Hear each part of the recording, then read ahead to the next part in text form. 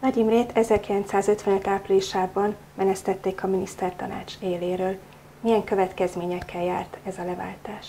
Politikai szempontból a miniszterelnöki pozícióról való lemondatás azt jelentette, hogy Magyarországon véget ért az új szakasznak nevezett reformorientált a kurzus. Az ember számára azt jelentette, hogy egy csapásra véget ért az addigi igencsak tevékeny élet.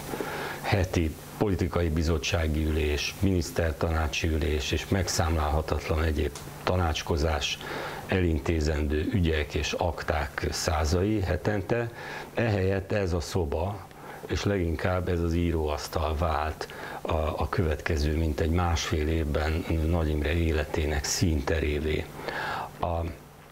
Amikor a 1955 elején súlyosbodott szívbetegségéből valamelyest felépült, akkor egy légüres térben találta magát. A sajtóban és a nyilvánosság előtt folytatódtak a leváltott miniszterelnök elleni támadások, amelyek egyre fokozódtak 1955 folyamán olyannyira, hogy sem a kortársak és valószínűleg maga Nagy Imre sem tartotta kizártnak, hogy akár egy politikai pert készítenek elő ellene, vagy ő vele a fővádlott szerepében. A tevékenység színtere tehát az íróasztal, ahol Nagy Imre a nap legnagyobb részét írással töltötte, válaszul a támadásokra hosszú beadványokat, cikkeket, vitairatokat írt, amelyeket először egyenként, aztán megváltoztatva ezt a szándékot összefűzve valami nagyobb szabású védőiratként be akart nyújtani a Magyar Dolgozók Pártja, tehát a kommunista párt vezetéséhez. Ezekből a vitairatokból állították össze aztán Nagy Imre hívei azt a könyvet, amelynek kéziratát a forradalom után kicsempészték az országból, és először 1957-ben Franciaországban jelent meg magyar nyelven, a Magyar Nép védelmében címmel, és aztán a következő egy évben megjelent a legtöbb világnyelven, németül, angolul, franciául, olaszul, és még nem tudom hány nyelven. Ezekben Nagy Imre visszautasította a vádakat, és megpróbálta megfogalmazni a reformpolitika továbbfejlesztésének irányait.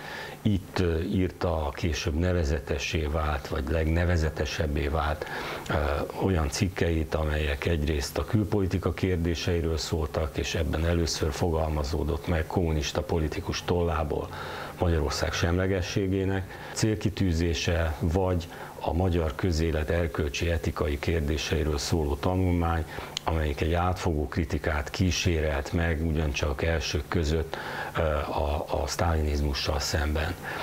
És hát ide a dolgozószobába, vagy ennek a háznak más helyiségeibe érkeztek 1955 késő tavaszától, kora nyarától, amikor Nagy Imre fogadóképessé vált, az elvbarátok, akik egyrészt tiszteletüket akarták tenni, szolidaritásukat akarták kifejezni. Ezek olyan értelmiségiek voltak, írók, újságírók, egykori tanítványok az Agráregyetemről, meg a Közgazdasági Egyetemről, akik legtöbbjét a új szakasz bukása után szintén eltávolítottak állásukból, különböző szankciókkal, pártbüntetésekkel sújtottak, és akik a magját képezték annak, amit 1956 tavaszától egyfajta belső ellenzéknek lehet nevezni, egy párt ellenzéknek, és ez a csoport alkotta a Nagy Imre legközvetlenebb politikai táborát. Kik voltak ők? Hát ezek közé tartozott a börtönből szabadult, majd gyógykezelésen átesett Losonczy Géza, vagy Vásárhelyi Miklós, Gimes Miklós és mások. A legfontosabb elvbarát, ő egyben családtag is volt, ez Nagy Imre veje, Jánosi Ferenc volt, aki ebben az időben hát szintén háttérbe szorult. Ő volt tulajdonképpen Nagy Imre legközelebbi emberi kapcsolata, most a feleségét és a gyerekeit nem számítva, a legjobb barát, akivel a legbizalmasabb gondolatait, útkereséseit is megoszthatta. Hát itt formálódott tulajdonképpen az a Nagy Imre, aki 1956 késő nyarán és kora őszén úgy gondolta, hogy valamiféle kiérlelt programmal 1953 a kormányprogram egy új, továbbfejlesztett változatával ismét kész átvenni az ország vezetését a kormányfő pozíciójában, és abban az időben az új desztálinizációs hullámban ez egyáltalán nem tűnt kizártnak. Egy tényező változtatta meg ezt a szándékot és az idevezető utat alapvetően, ez pedig 1956. október 23-a volt, amikor egy teljesen új szereplő lépett a színre. Ez már nem a pártellenzék volt, már nem a pártellenzék népes vitafórumai, a Petőfi Kör, hanem előbb csak műegyetemistákból, aztán az összes egyetemistákból, végül az egész budapesti lakosságból álló tüntető tömeg. A magyar nép, hogyha tetszik, ő adott új fordulatot 1956. október 23-án annak a gondolkodási folyamatnak és belső kísérletnek, aminek a színtere ez az íróasztal volt.